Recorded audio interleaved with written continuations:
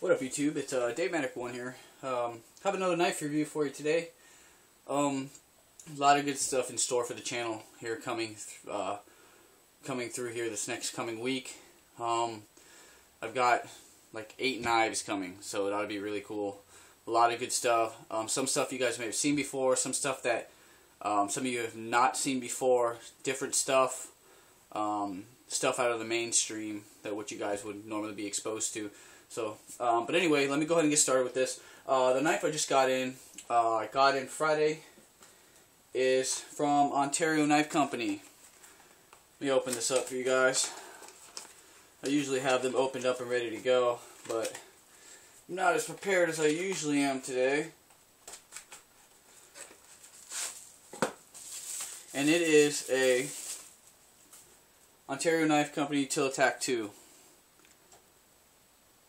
You guys may or may not be familiar with this. It came out a couple years ago. Pretty cool knife. You guys take a look at that.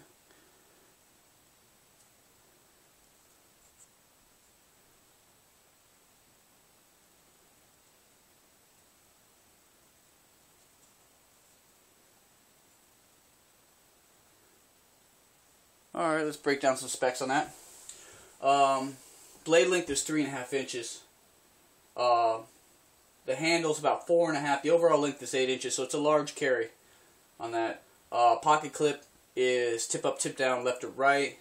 It's a thumb screw deployed, or the thumb stud deployed knife there. Liner lock, excuse me, Aus-8 steel. It's a Zytel. The handles are Zytel coated.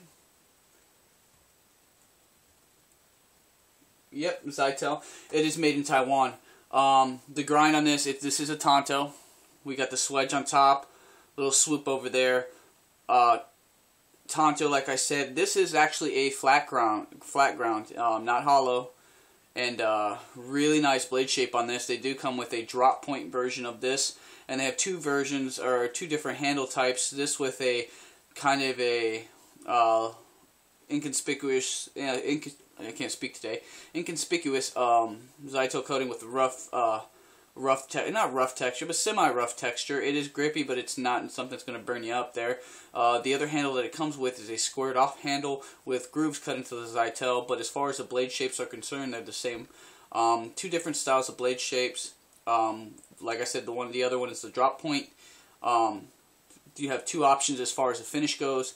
The finish on this, I don't know exactly what I don't know exactly what it is, but they call it an EDP coating on that. So as far as its durability goes, I'm not sure. It doesn't, you know how sometimes you can touch the knife and you kind of feel that it's kind of a thick feeling to it. This doesn't have that, like a lot of your K-bar coatings on there, so I'm not sure exactly as far as the durability on that. I don't imagine it to be an issue. It's a knife. It's a work knife. It's a tactical knife. So I don't think, to me, it's not. You know, if this was going to be a collector's piece, then I'd be kind of concerned about the finish on that. But this is really a workhorse, is what it is. You do have jimping on the top here. It extends from the top of the thumb stud. Ramp goes down into the top of the spine here. The ergonomics are actually really good. Not bad at all. It fits full 4-finger carry. What you would expect from a knife this size. Like I said, it is 8 inches. It comes with this a lanyard already attached to the back. Pretty cool. There is some jimping on the back here for reverse carry, for that tactical application. This knife came extremely sharp. Very good edge on that. I got a piece of beat up, torn up newspaper. Kind of not the most desirable thing you want to do a cut test to, but I like grabbing the stuff. And as you can see, with minimal efforts, I don't have to sit there and put my hand in any position to make sure the cut test doesn't fail, which is a good indication that this edge, it's very well sharpened from the factory. Now the edge, it being a flat ground, the flat grind on this, and the edge is very thin. It's kind of reminiscent of the cold steel mini tough light because of how thin that edge is ground down to. which is good because as far as it's going to be razor sharp. The downside on that, through heavy use, you will have to sharpen it more often because of the narrow profile on that. So it's kind of like, you know, choose which way you want to go. Either way, it has its good points. Either way, it has bad points. This Utilitac, when I went to purchase, I was looking for the Rat 1 folder because I've seen a million reviews on it. All good stuff. Very low, not a very expensive knife.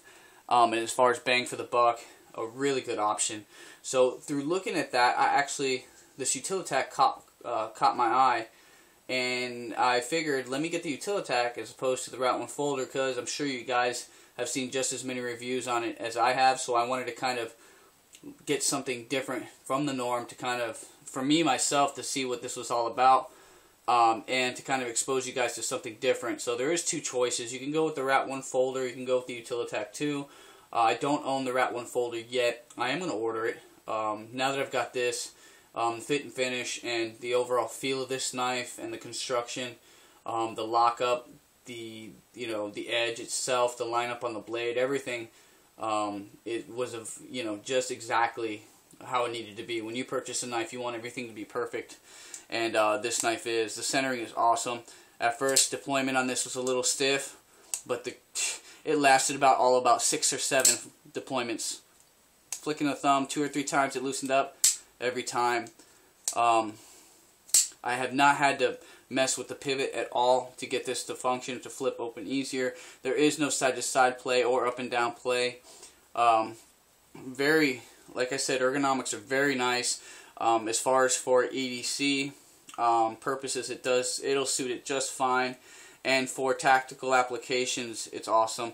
I am going to take the lanyard off of it, because the only time I really like a lanyard on a knife is if it's packed up, or if it's put into a backpack or a pocket in a pack, so you can just pull it out without having to dig into it too far. And this is not going to be something I put in or carry in my backpack.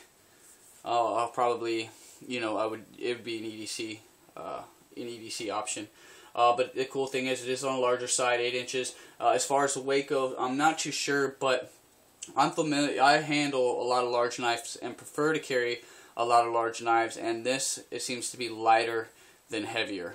So the handles, or the liners inside, are not skeletonized, but I really can't tell. I think it has a lot to do with the Zyto, or the glass-filled handles there. I would love to eventually see something like this in a G10, or would see someone pimp it out, because it's definitely, a nice reptilian pattern, and maybe coyote or OD green would kind of set this off. They do, like I said, they come with a satin finish blade in both the Tanto and drop point, and this knife is around the $30 range. If you're good, if you shop around a little bit, you can find this shipped to your house for right at $30, between a $24 to $32 range. So really cool. Very inexpensive knife, and definitely, it looks like a $40 to $50 or even $60 knife there. This knife is just really, I was very impressed. I was a little skeptical. I was almost, when I had ordered it, I was kind of second guessing myself on maybe I should have ordered the Rat 1, because there is more information on there, and I knew that ordering the Rat 1, I would be satisfied with my purchase. But like I said, I wanted to go with the Utilitac to kind of get something else from them that I have not been exposed to at all, or have seen minimal information on, just to be able to review it and let you guys know that this is out there. So, a really cool knife.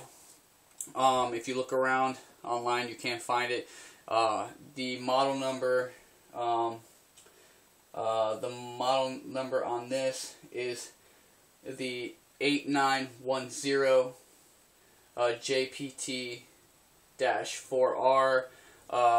It's a Joe Pardue design. That's what the JP stands for, and T would be tactical. So JPT-4R is the model number on that. The serrated model number is the 8911. And they go on and on. There's like 7 different models to this, and it just dictates whether or not, because there's 2 handle choices. 2 blade shape choices, 2 blade finish choices. So there's a lot of different options with this, just like the Rat 1 folder. So anyway, just wanted to expose you guys to something new there. Just if you have any questions, just post them below, or comment below. All you guys have subbed to me, thank you so much. I appreciate the support. Stay tuned. I've got a lot of other cool stuff coming. I've got another knife in hand right now that I will be doing a review on, and I've got, like I said, I've got 6 more coming, believe it or not. Still have knives for sale. Actually, this cold steel is still available. I had a couple inquiries that didn't work out for this.